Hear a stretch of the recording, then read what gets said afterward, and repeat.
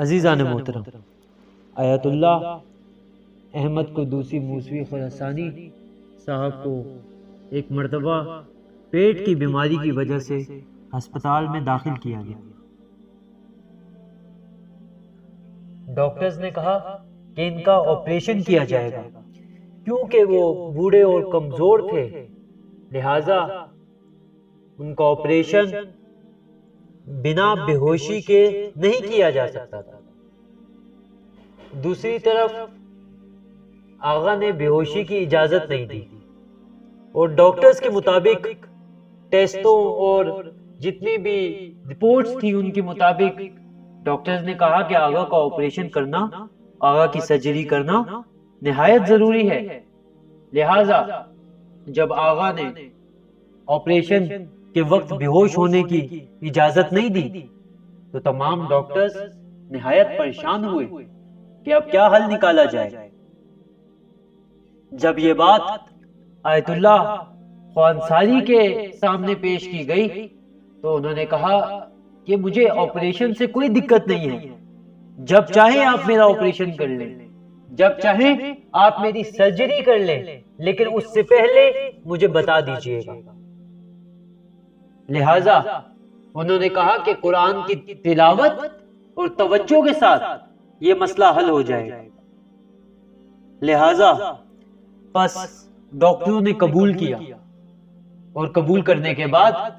جب اپنی تیاری کا آغاز کیا اور ایک مرتبہ آیت اللہ خوانصاری کو آپریشن تھیٹر کی طرف لے کے گئے تو آغا کا کہنا ہے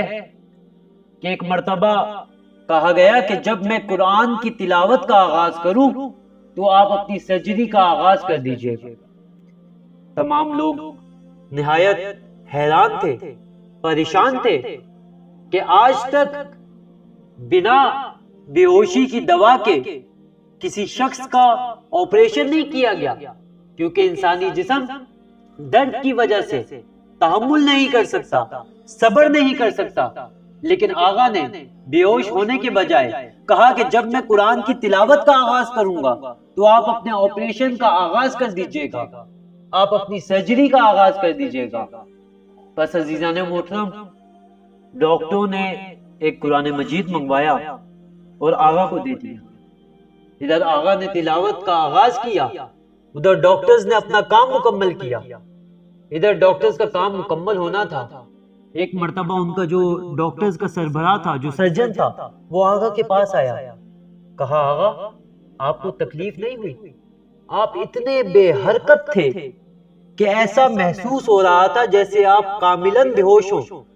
لیکن آپ قرآن کی تلاوت کر رہے تھے، تو آیا آپ کو تکلیف کا احساس نہیں ہوا، درد کا احساس نہیں ہوا؟ ایک مرتبہ آغا مسکرائے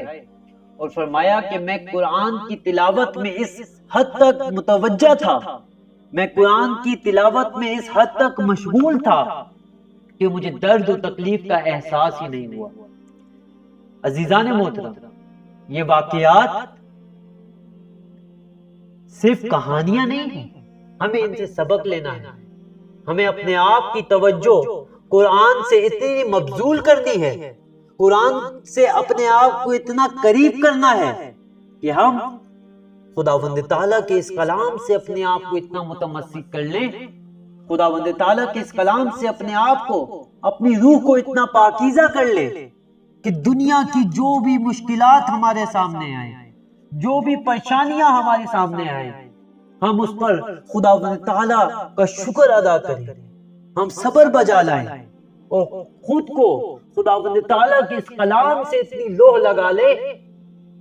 کہ جب بھی ہمارے اوپر کوئی پریشانی آ جائے، جب بھی ہمارے اوپر کوئی مصیبت آ جائے، تو ہم اپنا سہارا خداوند تعالیٰ کے اس کلام کو بنائیں۔ دعا ہے کہ خداوند تعالیٰ ہمارے اپنی کتاب سے متمسک ہونے کی، اس کو پڑھنے کی، سمجھنے کی توفیق عطا کرے۔